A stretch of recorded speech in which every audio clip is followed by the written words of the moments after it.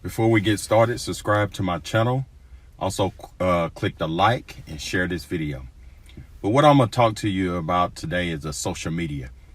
How they can control what you put on there. They don't like people to be too outspoken.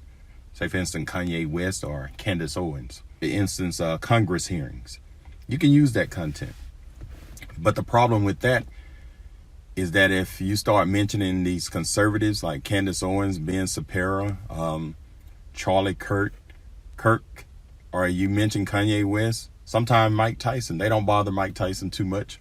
Mike Tyson said, hey, what's wrong? Let's try something different. What we've been trying haven't worked.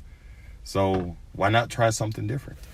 That means that people are tired of what you've been doing, what we've been doing the last 20 years. That's all it says. Let's try something new. We tried Obama, right? Time for a change, so we got to change. So now let's try something new.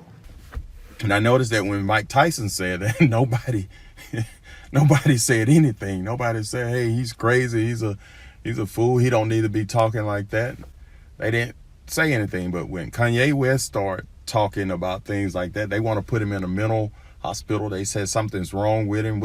What's wrong with Kanye West? He's talking all of this stuff. But if you really listen to Kanye West's songs, they're really deep. If you look back 10 years and just listen to some of the stuff he talked about in his songs, he's really a really intelligent person. We want to show a little clip here of your first video. I think I might be a conservative. Look, it was a crazy election cycle, a lot of emotions. I simply think that we should maybe put the economical future of this country ahead of the social issues. That is all.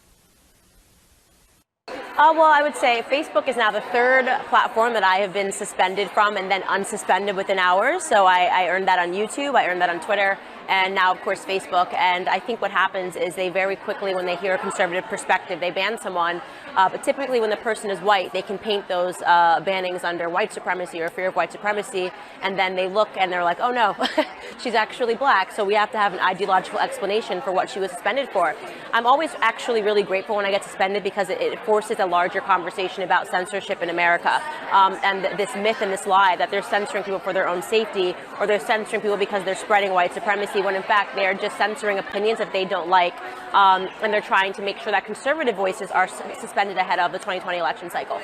So be good, and may God bless, and have a great day. Thank you.